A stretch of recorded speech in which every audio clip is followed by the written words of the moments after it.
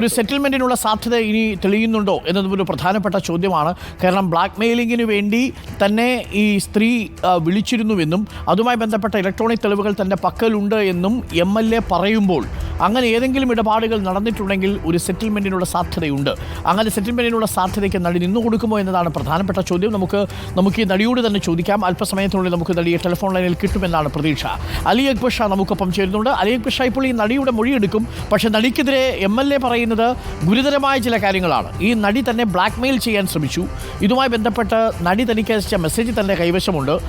ഇതുമായി ബന്ധപ്പെട്ട് ചില വ്യവഹാരമൊക്കെ നടന്നു എന്നാണ് മനസ്സിലാക്കുന്നത്. പണം ഇട്ടുകൊടുത്തിട്ടുണ്ടോ എന്നുള്ള കാര്യത്തിൽ വ്യക്തതയില്ല. അത് നമുക്ക് അല്പസമയത്തിനുള്ളിൽ വ്യക്തമാകും.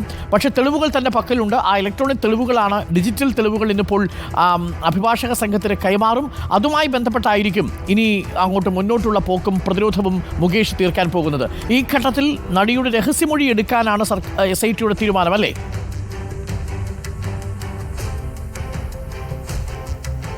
തീർച്ചയായും അരുൺകുമാർ, ഈ നടിയുടെ ലൈംഗികാതിക്രമ പരാതിയുടെ അടിസ്ഥാനത്തിൽ ഇപ്പോൾ കൂടുതൽ പേർക്കെതിരെ കേസ് വന്നിരിക്കുകയാണ്. പ്രധാനമായും മണിയംപിള്ള രാജു, അതുപോലെ ഇടവേള ബാബു, പ്രൊഡക്ഷൻ കൺട്രോളറായിട്ടുള്ള നോബിൾ, ലോയേഴ്സ് കോൺഗ്രസ് നേതാവ് ചന്ദ്രശേഖരൻ എന്നിവർക്കെതിരെയാണ് പുതിയതായി ഈ കേസ് വന്നിരുന്നത്.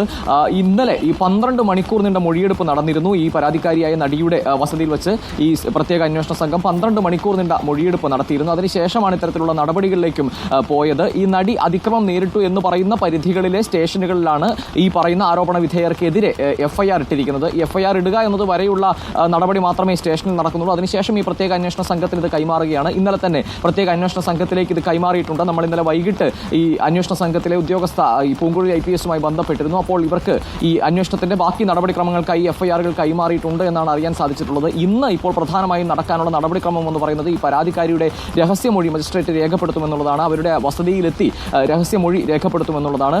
ഈ മുകേഷ് ഉൾപ്പെടെയുള്ള ആളുകൾക്കെതിരെ, മണിയംപിള്ള രാജു ഉൾപ്പെടെയുള്ള, ഇടവേള ബാബു ഉൾപ്പെടെയുള്ള ആളുകൾക്കെതിരെ ചുമത്തിയിരിക്കുന്ന വകുപ്പുകൾ എന്ന് പറയുന്നത് അതീവ ഗുരുതരമായ വകുപ്പുകളാണ്.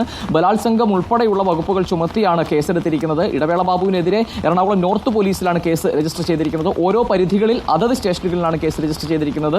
ഈ AMMA എന്ന സംഘടന അംഗത്വം നൽകാൻ വേണ്ടി തന്നോട് സഹകരിക്കണമെന്ന നിലയിലുള്ള ആവശ്യം മുന്നോട്ട് വെച്ചു. അത്തരത്തിൽ അതിക്രമം നടത്താൻ ശ്രമിച്ചു എന്നുള്ളതാണ് ഈ ഇടവേള ബാബുവിനെതിരായ പരാതി. അതുപോലെ തന്നെ ലോയേഴ്സ് കോൺഗ്രസ് നേതാവ് ചന്ദ്രശേഖരനെ 2ാം പ്രതിയാക്കിക്കൊണ്ടാണ് കേസ് രജിസ്റ്റർ ചെയ്തിരിക്കുന്നത്. സ്വാഭാവികമായും ഈ ആരോപണ വിധേയരായി നിൽക്കുന്ന എല്ലാ ആളുകളും, ഇപ്പോൾ FIRൽ പേര് വന്നിരിക്കുന്ന എല്ലാ ആളുകളും നിയമസഹായം തേടിയുള്ള നടപടികളിലേക്ക് കടന്നു കഴിഞ്ഞിട്ടുണ്ട്. SIT എന്തായാലും അതിവേഗതയിലുള്ള നടപടികളിലേക്ക് ആണ് കടക്കുന്നത്. കാരണം ഈ വകുപ്പുകൾ ചെറുതല്ല. ബലാത്സംഗം ഉൾപ്പെടെയുള്ള വകുപ്പുകൾ ചുമത്തിയിരിക്കുന്നത് കൊണ്ട് തന്നെ SITയുടെ നടപടിക്രമങ്ങൾ അതീവ വേഗതയിൽ മുകേഷ് MLAക്കുള്ളൂ. 4 ദിവസം കഴിഞ്ഞാൽ കോടതി മറ്റൊന്ന് കൽപ്പിച്ചില്ലെങ്കിൽ തീർച്ചയായും അന്വേഷണ സംഘത്തിന് മുൻപിൽ ഹാജരാകണം. അതുമായി ബന്ധപ്പെട്ട് തന്നെ ഇപ്പോൾ നിയമവൃത്തങ്ങൾക്കിടയിൽ പലതരത്തിലുള്ള അഭിപ്രായങ്ങളുണ്ട്. ഈ സെഷൻസ് കോടതി ജഡ്ജി എങ്ങനെയാണ് ഈ കേസ് അന്വേഷണത്തിൻ്റെ പ്രാഥമിക ഘട്ടത്തിലിരിക്കുന്ന വിഷയത്തിൽ കസ്റ്റോഡിയൽ ഇൻട്രോഗേഷൻ തടഞ്ഞത്, എന്തടിസ്ഥാനത്തിലാണ് എന്നതൊരു പ്രധാനപ്പെട്ട ചോദ്യമാണ്. അവിടെയാണ് നടൻ മുകേഷിൻ്റെ കയ്യിലുള്ള ഇലക്ട്രോണിക് തെളിവുകൾ ഹാജരാക്കിയാണ് അഭിഭാഷകനത് വാദിച്ചത് എന്നാണ് മറുപക്ഷം പറയുന്നത്. എന്നാലും ഈ വിഷയത്തിൽ നടന് അറസ്റ്റിൽ നിന്ന് എങ്ങനെ ഒരു രക്ഷ കിട്ടി എന്നത് വളരെ പ്രധാനപ്പെട്ട ചോദ്യവുമാണ്. അതിന് പിന്നിൽ മറ്റെന്തെങ്കിലും ഉണ്ടോ എന്നുള്ളത് നിയമവൃത്തങ്ങൾ പരസ്പരം ചോദിക്കുന്ന ചോദ്യം കൂടിയാണ്.